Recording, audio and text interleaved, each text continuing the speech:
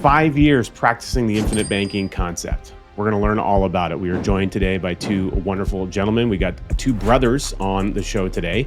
We've got Garrett and Miles Gastel. These are amazing individuals. Now, we're going to hear a lot from Miles and his 5 years of practicing the infinite banking concept. Garrett is joining us, of course, where you've also been doing this, Garrett, in your life, and you're now part of our American team with Ascendant Financial. So it's your first appearance here on the podcast. I'm sure many more to come in the future.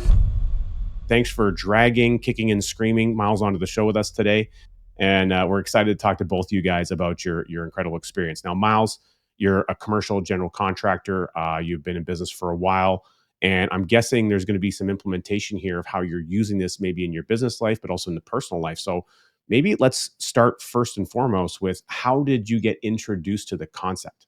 Yeah, Garrett, actually. That's why I'm here. Oh, that We guy. Oh, man. we talk, at least we used to until I got super busy, but we talk almost every day. We still make And I time for remember, it, though. yeah, I had 30-second conversations, Mm. but yeah, Garrett, I remember Garrett calling, we were always bouncing ideas off of each other. And Garrett, I remember he called me like, I mean, it must have been 5 years ago now, and he was, my wife's uncle has this thing that we're reading this book and it sounds really cool. And so he sent it to me, and then I read it, and then yeah, the rest is history. I feel like I always joke. Yep, that's the one. I always joke like whenever, at least I still talk at people about the concept. I haven't gotten anyone to convert yet, but it's not really my job, so I don't.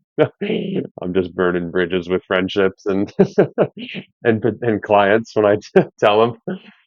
But But for whatever reason, I feel like Garrett and I both just bought in like the first time we read it.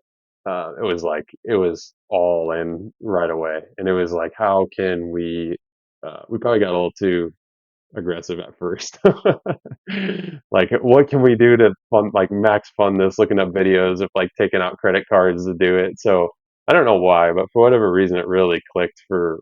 I mean, it took me a minute to come around, I would say, like, but only like a couple of weeks worth of uh, conversations, and then I was, yeah, okay. So it's just been interesting because when I've talked to people about it, just on my own for the last couple of years, no one like it doesn't, it hasn't. I haven't. I'm probably not saying the right things, but it just doesn't click. So, but yeah, we've been all in since day one. You've had a couple people want to read the book, which is great. That's all you got to do. Um, and some people, it takes a couple years, and then they'll come back and be like, "I read the book." Yeah, Let's talk. exactly.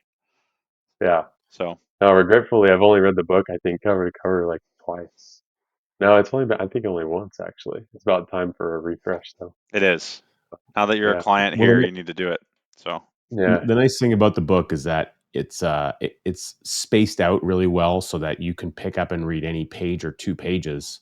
Some of the chapters are 2 pages, and you can chew on that information for a whole week, just mulling it over and then thinking about what's going on in your own world. And it's interesting, though, Miles. You talk about how both of you guys, obviously similar mindset. You talk a lot. You're really closely connected, and that you both had the same almost a visceral type reaction on reading the book and coming to a decision very quickly.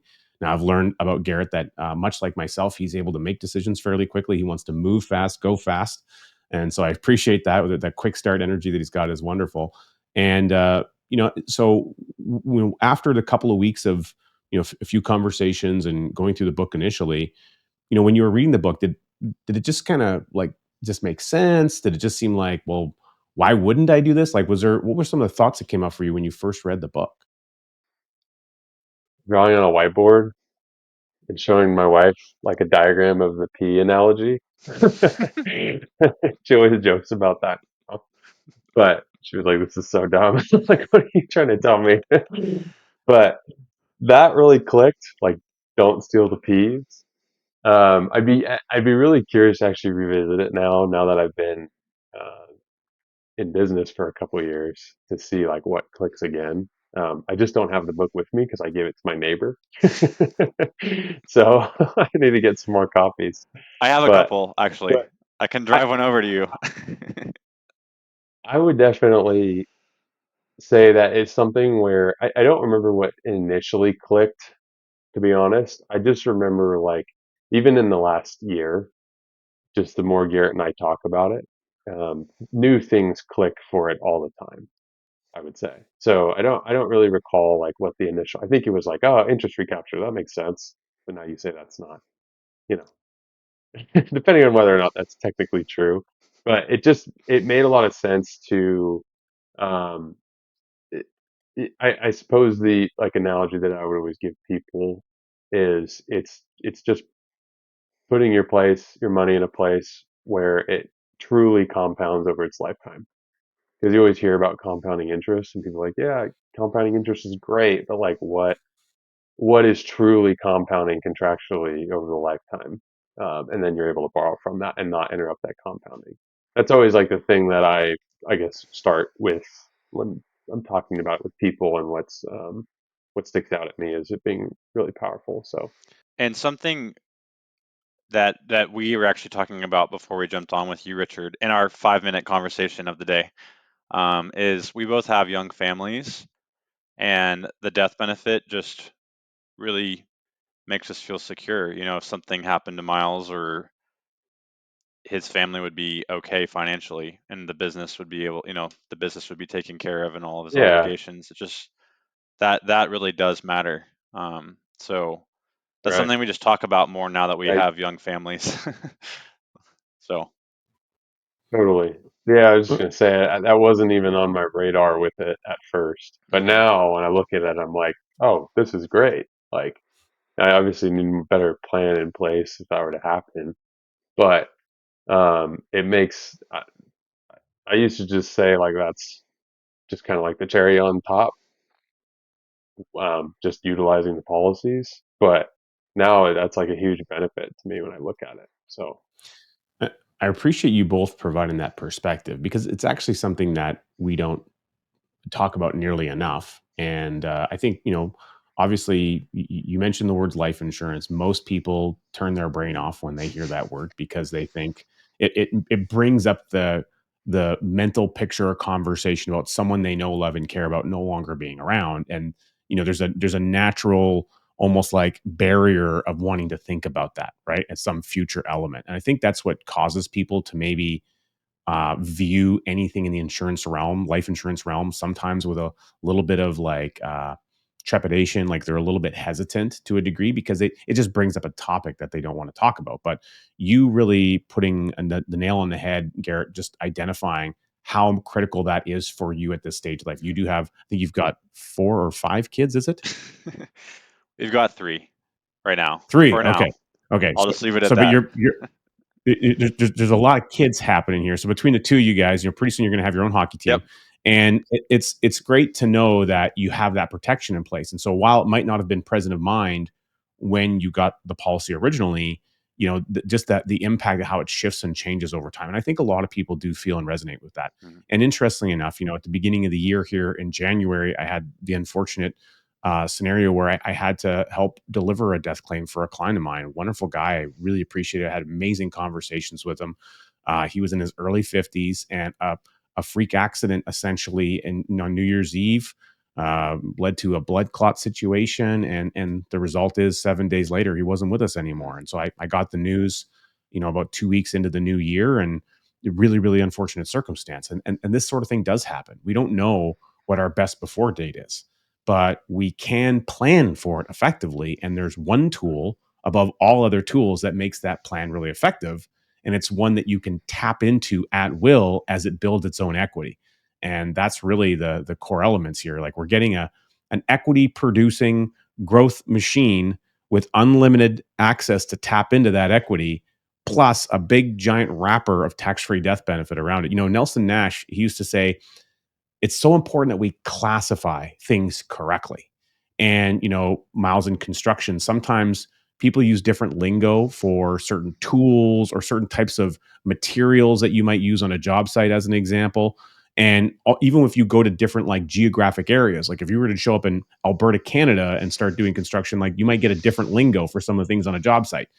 right, Well, that same classification impact happens in a lot of different areas. And he said, They really did a crappy job when they named this tool. What they should have called it is a personal monetary system with a death benefit thrown on the side for good measure. And said Yeah. that's a really long name. We'd have some kind of an acronym, I'm sure, to describe it, but that's really what it should have been identified as.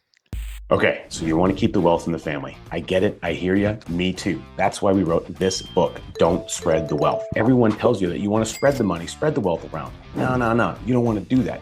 You want to keep the money in the family with the people you love and care about where it belongs for as many generations as possible. That's what we talk about in this book. In this book, we have an incredible 15-page bonus you can download, which instructs you on how to start the conversation with your family on annual family banking meetings, how to host them, some sample exercises, and a sample agenda. Tons of amazing, great benefits. Go ahead, get a copy right now. Head on over to Don't Spread Wealth. That's don'tspreadwealth.com. Don'tspreadwealth.com. You're going to love it. People might relate to that more than infinite banking, but the term. Yeah. It is short and sweet though. So Now, Miles, you've been practicing for 5 years. You guys kind of both jumped in about similar time frame. What's some examples of where you found the utilization to be really helpful? Give me a couple of ideas as to where you've been able to put the policy to work in your life and what the experience was like for you. Sure. I would describe the first 5 years as just all gas and building. So I would say I'm probably not the golden child of um, paying it back at this point, but I don't really care because I know what I'm doing. And what I'm doing is I'm building a banking system that can support my future business, essentially. So I've utilized it a lot for like dumping in like the sale of a house and pulling out money and remodeling the house. So I'm using it to create equity like in other places. Um, and in the building stage, that's the best way I can describe it. And so I feel like, especially recently, I looked at it and I looked at my policies with Garrett, and my concern at this point is more so that I don't have a big enough system to support my future growth. So, like, I was looking at my yearly premiums after all my riders fall off in, a couple years, and I'm like, that's it. Like, I need to keep growing this thing. So that's kind of been like, I guess my goal at this point is building both those things in tandem. And I mean, I guess you could say I'm betting on myself and my business and the success of my business to be able to support that. And um, so, but more practically, I've put money in and I've pulled it out for, like I said, like house remodels. So again, kind of comes back to like I'm using the equity in the policy to create equity in other assets, right? Like in houses. But what I've kind of shifted to recently is like building equity in the business, and then also just building as much equity within the policies as I can. So that's another kind of shift that I've taken recently is with I guess everything going on in the world and in real estate. Like real estate was so hot for so long. And I've looked at a bunch of deals. Like I want to build an office for my company, but even self-performing, the GC work, like there's nothing pencils right now. Like you just have to have such scale or such like a good deal for something to work. So what I've kind of shifted to is like, okay, if I can build up equity within the policies and almost treating them, looking at them like, a hard asset, like a house or a plot of land or something like that, because that is what you're doing is you're building equity within it essentially. So kind of just doing that in tandem with the policies and then also just dumping everything and growing a business. So I yeah, love go that, ahead. Miles, and I just like watching you grow too. Like I've watched Richard when we first started implementing infinite banking. We were both W-2 employees, and I've gotten front row seats to seeing Miles make the leap into entrepreneurship. And I think one of the things that everyone who meets Miles, and says this about him. Like, he just has the grit and like belief that he's going to succeed. And I would say, Miles, you said a couple minutes ago that you know, you're betting on yourself, but like you're strategically betting on yourself. Like, you do have a plan for, building up those policies, and you know the things you have coming down the pipeline in your commercial business. Yeah, you're going to need a bigger system soon, right? So I Yeah, think it's been really cool to see you kind of make that strategic leap, and also just uh, inspired me about jumping out on my own too. And you can't fail. Like, you just have that attitude, like, I'm not going to fail, and I think that really shows. So it's really cool to see yeah. that in your banking journey and your business too. It doesn't feel risky. I'll just say that. Like it's calculated. I guess to me, what I've like the shift that I've taken is there's more risk in not doing than doing, especially Mm. when you realize what you're capable of. So that's been a big like mindset shift. Like there was more risk for me staying where I was at, Mhm. doing what I was doing. So that's been the biggest, I think, shift in all this is what is the opportunity cost essentially of staying where I was at. So my goal now essentially is to, like I said, build a contracting business alongside my banking business.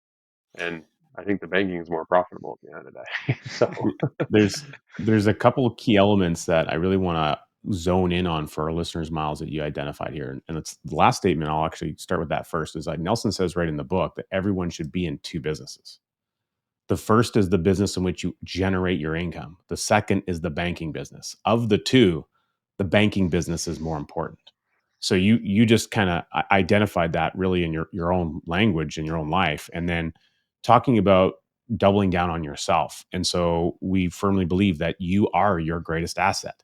And if you were to consider that, imagine that you had an asset that was going to produce uh, multiple millions of dollars of revenue over a 40 to 60 year period of time. Would you insure the crap out of that asset? right, You yeah, would do that day one if you knew the asset was going to produce that much long term revenue. yeah, Well, that is the human individual. That's you. You're the asset.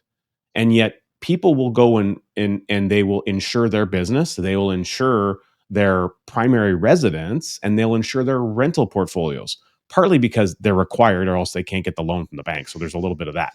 But they don't want, if the house goes up in a fire, forest fire or whatever happens, they want to make sure that they can rebuild the house. That's what the insurance does. It's a protection mechanism. It's about safety, security, peace of mind, so that, if you have a town of 1,000 people, and we don't know which house is going to burn, but probably one's going to go every 2 or 3 years.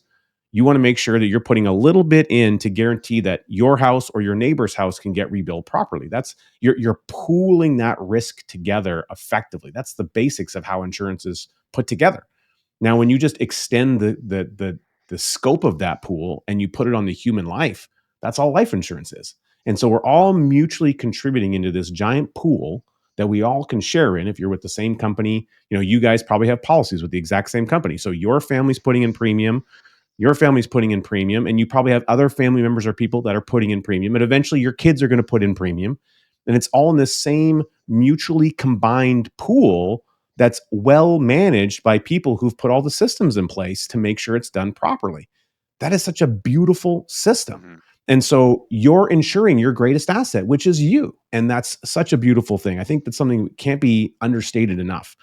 The other thing you talked a lot about, Miles, was equity and controlling the equity. So, in real estate, they always say the three magic words are location, location, location, right? How many times have you ever heard that? And you're just like, okay, enough already. I don't care about the three magic words of real estate. Well, in the infinite banking space, we say that the three magic words are control, control, control. Another way to look at this, and Jason, who's not with us today, has often said it's location of the equity, location of the equity, location of the equity.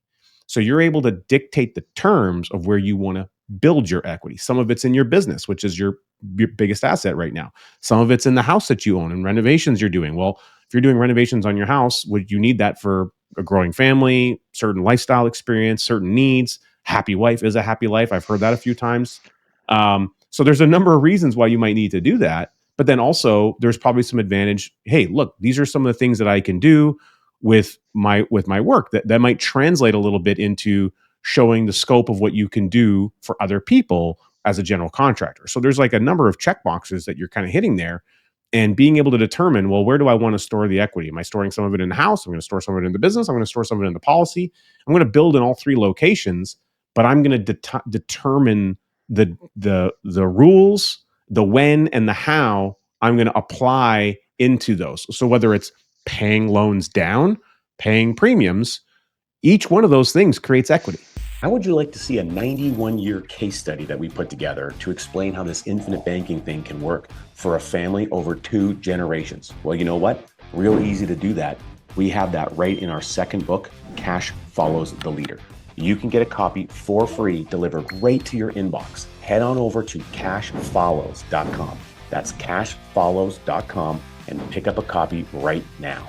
Now, Garrett, you've been at this, obviously kind of jumping in the journey, very similar point in time. Mm-hmm. You've talked a lot, of course, about how Miles, you've seen his journey change and shift, and the doubling down on himself. What are some of the things that you've noticed and thinking about from your vantage point, looking at how Miles is utilizing it and the common conversations that you guys have? I'm sure in your conversations, obviously, you're talking about your families and parenting and being dads and all that kind of stuff. But you're also maybe you're quoting some Anchorman quotes. I'm not sure, but you're probably also talking about this policy situation and how you're growing mutually in business together. Mm-hmm. So, are you guys? Do you find yourself frequently week to week? You're kind of spitballing Oh yeah. ideas. How is that coming up? Oh yeah. I mean, I don't know if you're familiar with Working Genius, Richard, but Miles is the WI. He's like on the far left end, like he's an idea guy. And I'm actually a GD. I'm in the middle, and so we're always like beating each other up about ideas and things. And I mean, it kind of always is about. I think we talk a lot about business mostly recently because it's just. Why are you smiling? We No, it's also, true. yeah, Yeah. it's true. And I think for me, what I see is, um, Miles comes with ideas, and it's kind of like, hey, I'm thinking about this, and I want to do this thing, and I can kind of be a little bit of a Debbie Downer maybe sometimes because I'm leaning into uh, that discerning, playing devil's advocate. But I think what Miles does a really good job of is like, hey, you need to be doing this thing. That's obvious. Like you need to get out and network more. And kind of just helping me think through like the top end of what I'm doing in my business. I mean, I think one of the cool things about me being in, a coach now with Ascendant is we've just learned I think I've learned so much about the concept since January.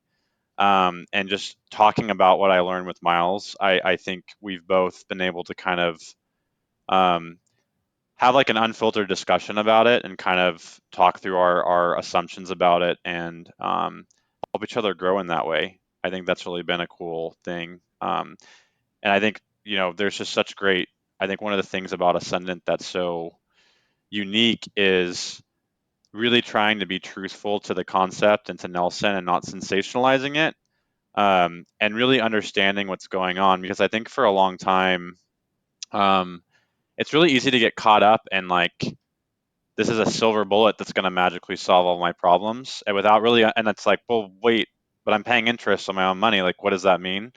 And that's just getting like really clear on what's happening and um, the control aspect of it and how I'm my money is growing compounding and that is like a really powerful thing. So I think just kind of like getting really crystal clear on what's happening and how to use it has been a really cool Yeah. part of this whole thing. Why are you smiling? I've benefited. Oh, I've benefited a lot from you doing this because, Yeah, like I'm you said, glad. I'm glad someone you is. brought you brought a lot of new like perspective to you're like, we've been talking about it all wrong. Like, okay, yeah, We that makes like perfect talking to sense. people in the market about it. Like, Yeah, yeah, exactly. yeah. And hence why I haven't converted anybody in 5 years. So, but no, it's been really, I'd say, useful to like you bring your knowledge and everything that you're learning, and we spitball it back and forth. And it's like opened my eyes a lot too, to like, and also it's cool to have being around it more. It's cool to see how other people are implementing it. So I think that Mhm. really opens up my eyes of like, oh wow, okay, how can I implement this in my business too, not just in my personal life. So that's been really key. And so we're kind of like, kicking around ideas on how to do that, because I think there's just really a lot of potential there.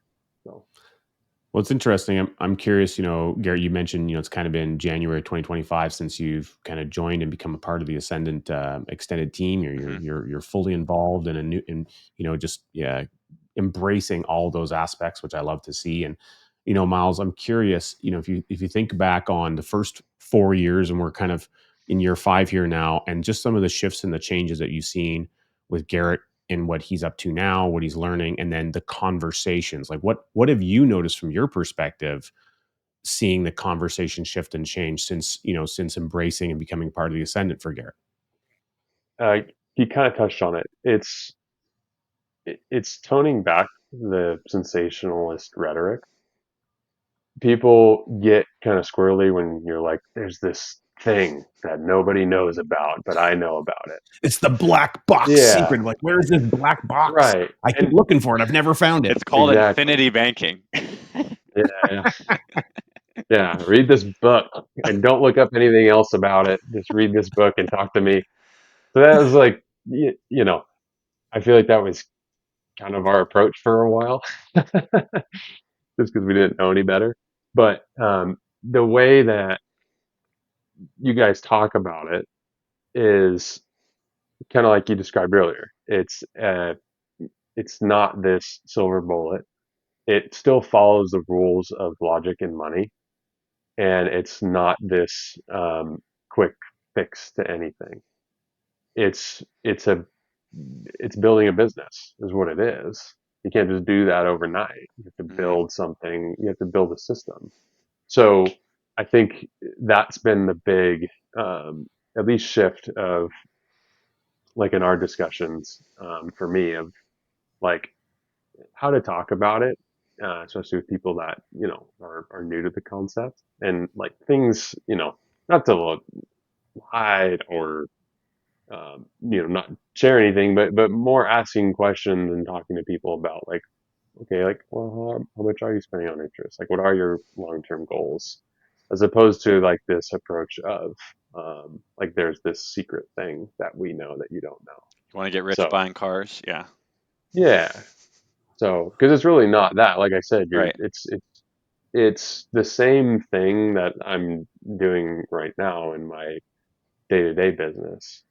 I had to put in a lot of dollars, obviously, over the last 5 years into my policies to now have um, a profitable bank, essentially, and that's only going to keep getting more and more profitable, which is awesome. But I've laid the groundwork for it, and it hasn't.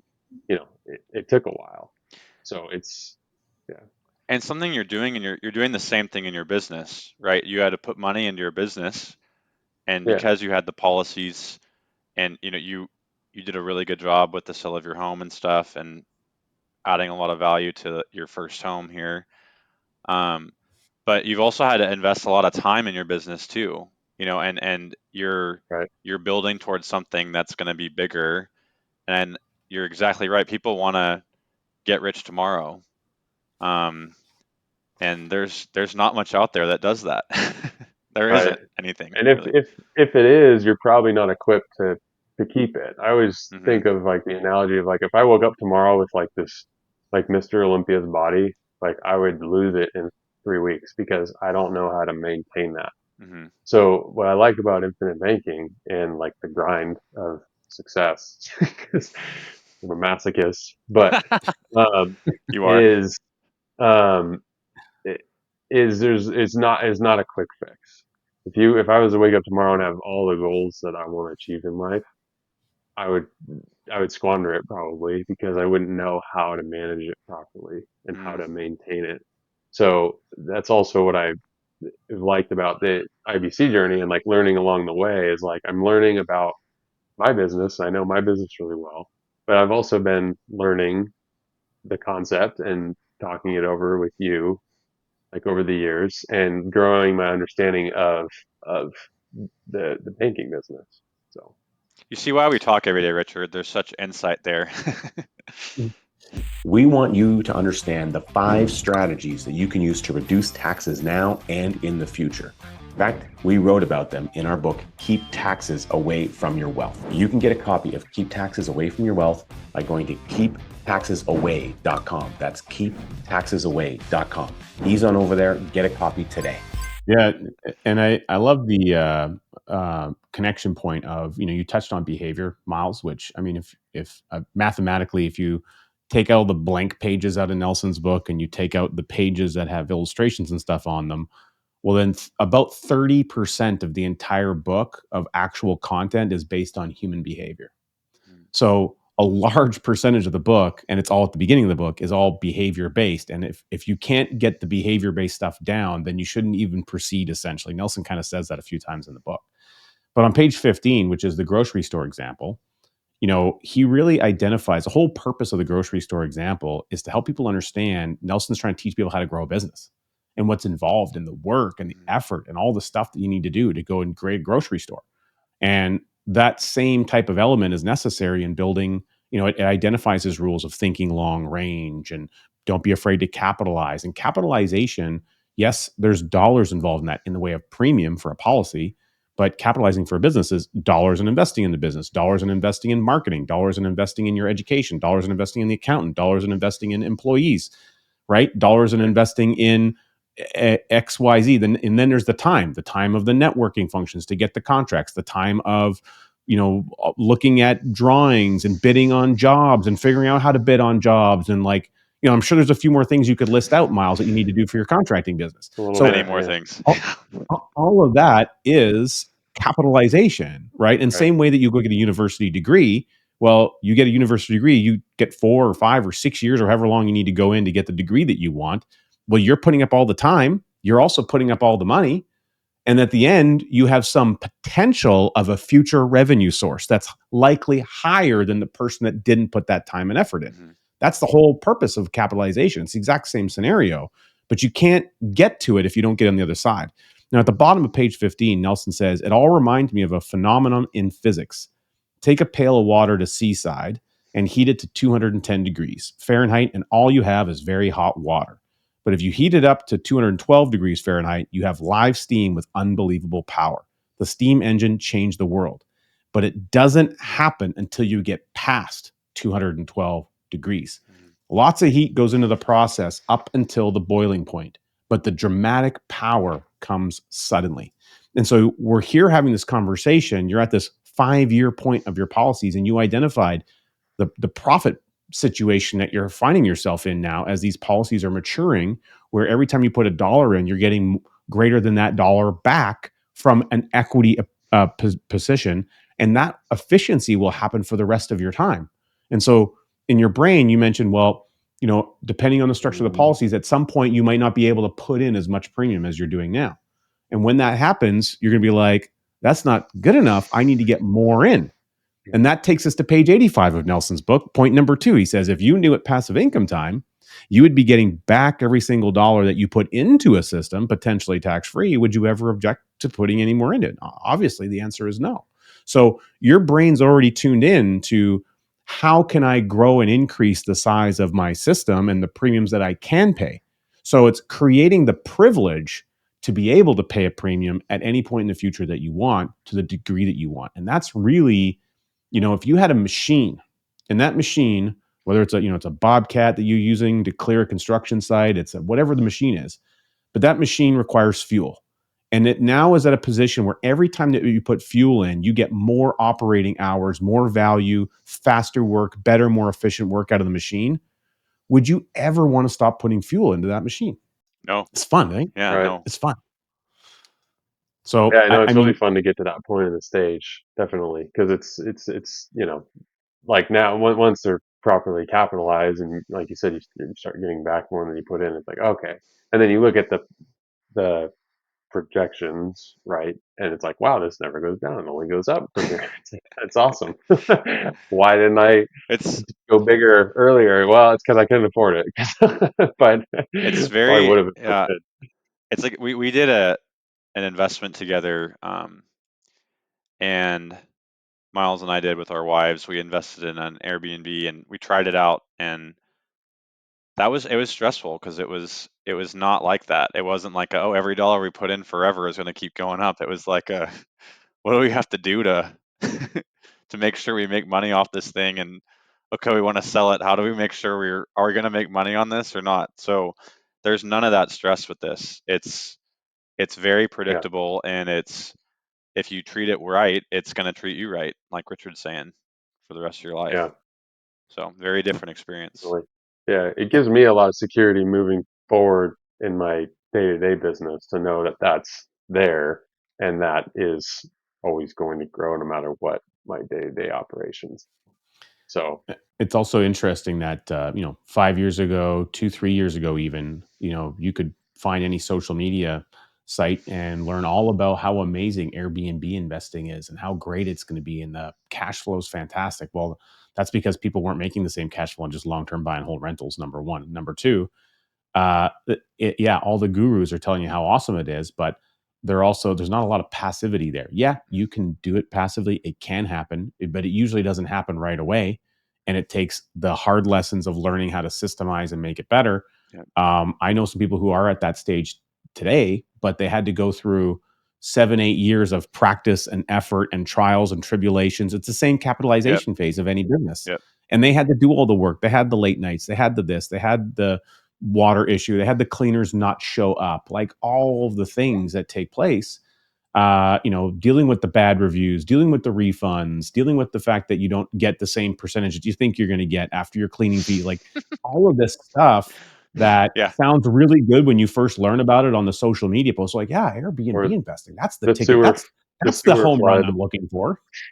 the sewer backup we had across the country. So I had to do a remote remodel from a sewage backup. So Pretty hard to fix that on a Zoom call, isn't it? yeah, a little Thank bit. God for Miles, because I would have been, I have no idea. I'm gonna get gouged. I did all the bookkeeping and taxes and stuff, but Miles did all the hard stuff. I was pretty useless at that back then. I Yeah. could do a little better Yeah. now, Yeah, you but could for sure. kind of forces you to.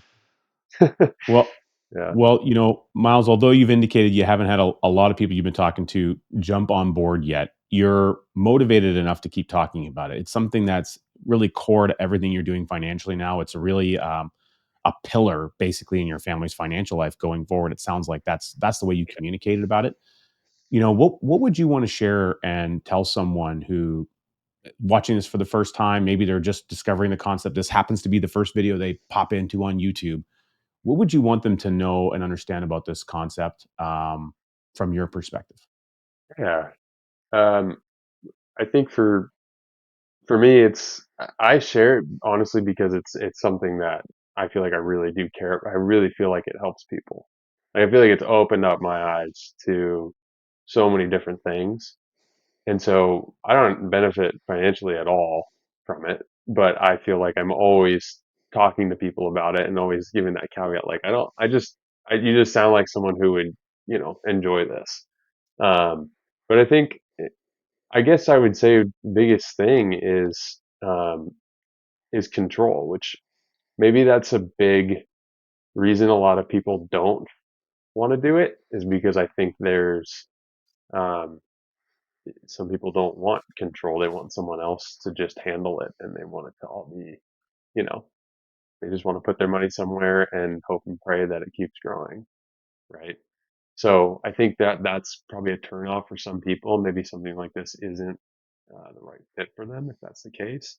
But I'd say if you feel that sense of like frustration about not, you know, controlling your future, I would say this is definitely the thing to implement for that. Love it. That's so Excellent. good. Look, we all think that we should be paying only your fair share in taxes. It just so happens, I think your fair share is lower than probably what you're paying now. Well, we talk a little bit about that in our book, Keep Taxes Away from Your Wealth. You can get a copy and access to the bonuses by going to keeptaxesaway.com. That's keeptaxesaway.com. Head on over there and pick up a copy today. Now, Garrett, you've got obviously a really exciting future ahead as you continue helping people with this concept. And one of the things that I've certainly learned on my part of this journey is that Nelson was correct. There's no such thing as having arrived in knowledge. And so we're always learning and growing and developing. I'm actually quite excited myself personally for the future because now that we are able to assist people because we've got a great team of people like yourself assisting so many wonderful clients down in the United States, there's a great opportunity for me to learn more about certain things about the American marketplace and how we can help optimize things down there. So I'm more excited now than I probably have been about this even for some time, and it's a really wonderful experience. But I'm curious from your perspective, what has you excited about the future with infinite banking and helping people, and then maybe you might even relate some of that to what you see in the future as Miles continues to embrace this and adds more elements for his banking business to his contracting business. I think that Miles nailed it, right? That people that it's all about control, and we talk about this a lot actually at Ascendant, that you have to see the problem, and Nelson says infinite banking is the solution to the problem, and people think they have all these problems and they don't see the problem that infinite banking solves, but once they do see it, they can't unsee it. And so for that reason, I think I would say there is a cost to giving up that control. Um, and and I think that my wife and I talk about this all the time. Like, I really do think everyone, if they can take the time to get educated about this concept, that they can benefit from from implementing this. Whether you make 30,000 to making 3 million, everyone can, everyone in between, they can benefit from this because it's about human behavior and human. It's a process that involves human behavior. So I think I'm excited to see more people come into the fold with this, and you know, we're all about sharing Nelson's message, and he wanted everyone to benefit from this, to get out of to take back control into their own personal lives, and I think we've abdicated a lot of control to the government and to banks, and I think the more people that take back control to the family, it's just going to be better. I mean, we're seeing this huge movement in America. People want control of their kids' education, of their health, of all that kind of stuff. And I think that it's just, we're ripe for this as well, our financial lives too. And I think people are just not aware, and they're waking up to this, and it's exciting to kind of be on the crest of the wave of this. And as people start to get it, it's just so exciting. And in regards to Ascendant in particular, I just think that Ascendant is really well positioned to handle sharing this message. And I think there's a lot of noise out there, and it's just speaking truth is, people want the truth. And I think that Richard, you and Jason do an incredible job of just speaking the truth and saying it in a way that really resonates. So I'm excited to learn from you on that, and also see more people come in and get served. So just excited to watch that happen. Well, I appreciate you saying all that, and I think a lot about in today's conversation. You guys really, without directly saying it, you talked fundamentally about family values, Mhm. and you have young families. You talked about each of your wives, respectively, to some degree, and young families. How this the death benefit and all these components are all kind of mashed together in making something really valuable for your family, not just the equity you're building, but the protection that it provides. Mhm. And ultimately, it's my belief that this concept really ties and connects directly to family values to a large degree. Mhm. And when you have people in free contract with one another, which is the basis of what mutual insurance is, then I don't need to know Miles or know Garrett, but I could have a policy with the same life company and we're in contract with one another. And when I pay a premium, that premium benefits you, and you pay a premium, that premium benefits me, even though I didn't know you paid it or not. When you take a policy loan and pay some interest, it benefits me. And when I do that, it benefits you. And we're all in this magical pool that's managed by a really great group of people who've been doing it for 100 plus years, really effectively, consistently, sharing profits. That is a really beautiful business structure to be a part of. Mm-hmm. And the thing that really, I think, it connects people to it is that family value aspect. The people that care about others will voluntarily go and get life insurance because they want to make sure people are looked after. So there's a bit of a prerequisite to even entering a relationship with the insurance company initially, and that's you have to care about someone, really, fundamentally. Mm-hmm. And that element, I think, is something that Nelson, he does mention it briefly in the book. And I could imagine if I were talking to Nelson today, I would be asking him to make a revision and expand on that. Because I think there's only about a sentence or two sentences in there kind of around it. And I've been thinking about it a lot lately. And from our conversation today, that's one of my takeaways, is that there is so much power in the desire to want to make sure that you're looking after other people and being able to be in a contractual relationship in a profitable way, that you're in business with people who already care about others. Mm-hmm. I mean, that's really cool fundamentally. So, hopefully you guys leave this conversation with something really unique there, and maybe that'll form part of next week's conversation when you guys are on the phone together. Or in an hour, right? I don't know. But I really want to appreciate you both for being on today. Miles, I'm going to imagine when you're, operating as a general contractor and you're, managing sub trades and all the things that you do, being a former tradesperson myself, I'm a little familiar with that environment to a degree. What, you don't usually show up, I would imagine, to a job site to take a look at what's going on wearing a cape. But chances are when you're talking about this concept with others, you're helping create value for the people you serve in your business. You are being a hero. And our question for you is, who do you most want to be a hero to? Yeah, definitely. Yeah, they're my they're they're the most important thing. Like it's my responsibility to steward them for the short time that we have them. So there's that push and pull always of like building and then family and just trying to make that all work. But I do definitely have moments of clarity where it's like, okay, like this is why we do it. Um, Definitely. So I would say it's setting an example for my kids. Just being a hard worker and trying to be present when I am around. And I'm excited about also like sharing this with them once they get old enough. They're pretty small right now, so we're still just talking about farts and chasing bugs around all the time. But we'll get there. So I can't wait for that because you start to think about like the generational implications of this, and that's when it really gets exciting. Is like, leaving them like a system that's been developed over hopefully 80 years.